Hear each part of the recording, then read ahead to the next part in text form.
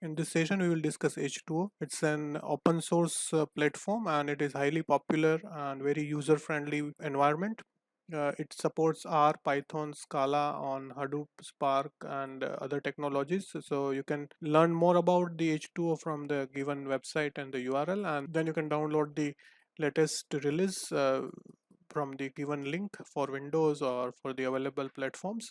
Let us see how it works practically. I have downloaded the H2O and then I have extracted H2O into my D drive. So it has different versions and I have the file h2o.jar which I can use to load the environment. I have created one directory for my dataset that is H2O digits example, and the remaining are the built-in directories. So I want to run the h2o.jar. I can simply start the cmd from here and then I can run the command java dash jar and h2o.jar. This will load the environment with all the dependencies, and you can point to the given URL. So you can copy the URL and you can paste it in your browser to load the environment. It takes some time in loading the environment and you can see the things happening in the console because nothing is visible directly in the platform. So once loaded, the environment will look like this. You have different pane and this is the main area which shows you the Jupyter notebook kind of environment. So you can create interactive Python notebooks here, and it supports R and Scala, so you can work with those environment also. On the right hand side you have outline, you have flows, and you have clips and supporting documents in the form of help, so you can learn and explore the things from there. So let us use H2O to see how the things can be implemented in this environment. As I have said earlier, this is very user friendly environment, so it allows you to do the things with very minimal background and knowledge of your programming and machine learning. So to begin with, I will create a new flow, and that will be my new notebook. So once I create a new notebook, I have the options like I have cell, and I can create the cells, I can add the cells, I can remove the cells as I do in the Jupyter notebook.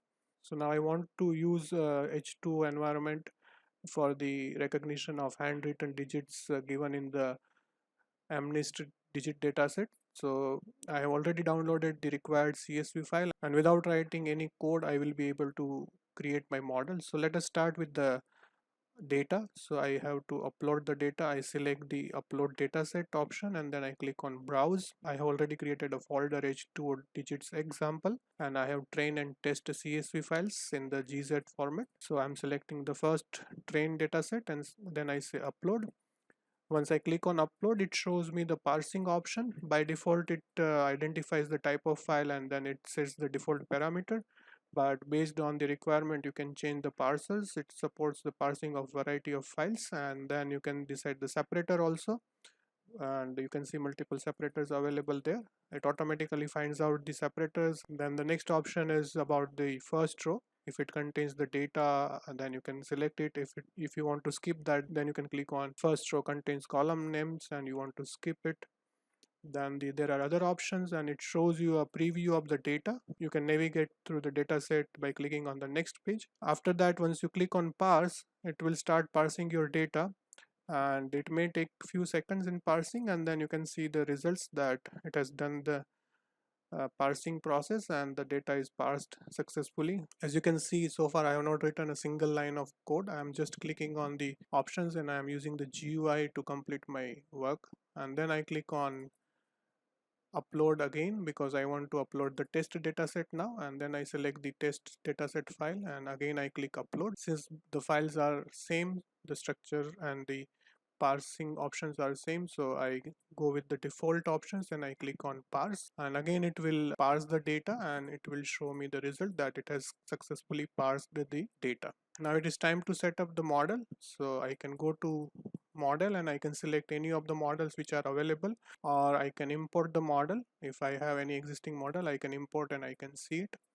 So I'm selecting deep learning model and then I have to set the options. Again, I'm not writing a single line of code, I'm just selecting the options. So my algorithm is deep learning, and then I have to set the training frame. So I say that my training frame is the keyframe train.hex, which is the train dataset which I have just uploaded, and then validation frame is my keyframe test.hex.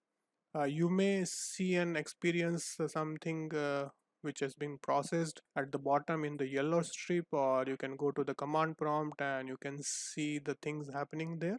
And then there are other options like the activation. You can decide which activation you want to keep: 10H, 10H with dropout, rectifier, rectifier with dropout, mix out, and mix out with dropout. So I'm going with the default activation. I'm not changing anything. Then the next parameter is for the hidden units. By default, it has created 2 hidden layers with 200 units in each. I can simply write comma separated values and it will keep adding the layers. So I'm going with the default option. Next is the epochs. It is by default set to 10. If I want, I can change it, and let me keep it to 4. So you can explore the advanced options and you can see what they do. And once the basic parameters are set, you are ready to build your model. And once you click on build model, it will start processing your model. You may not be able to see certain things on the GUI, but the progress and the epochs can be seen from the CMD, from where you have started, where you have launched your H2O environment. So you can see the basic settings which have been set, like rectifier is set, and then training frame is set to keyframe train.hex and so on. And you may experience some warning related to the cache if it is not set properly. You can ignore them because they don't harm the performance. They may delay the execution. It will take some time in building the model. So you can see the progress in terms of the percentage, and if you go to the command prompt, you can see the epoch which is currently being running. It also shows the training time. It shows the epoch detail and other logs.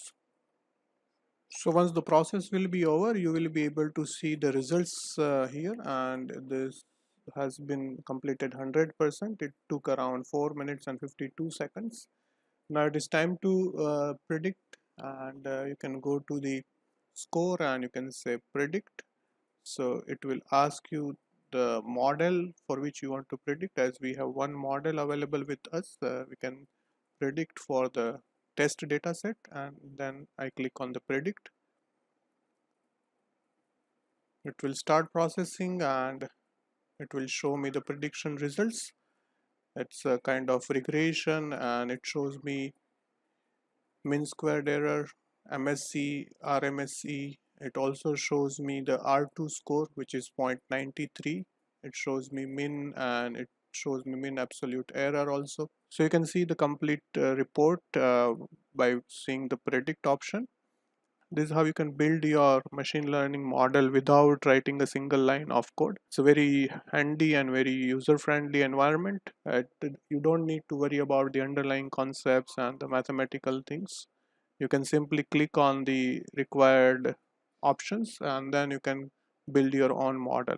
Another interesting thing in the H2O is the AutoML. So you can run AutoML. When you click on run AutoML, it will show you the options. So this allows you to build multiple models. If you go down, it shows a list of algorithms. So you have these algorithms which will be executed automatically, and then it will prepare the comparison sheet. If you want to skip any of this, you can select that, and that particular algorithm will be excluded. Another good use of H2O is suppose you are working on a problem where you want to identify which parameters fit best in your requirement. In that case, you can run the models, you can build the models with different options, and then you can compare. So it's a very user friendly and very handy tool. This is the H2O environment. This is the open source environment which we have seen. They offer the driverless API and other commercial versions.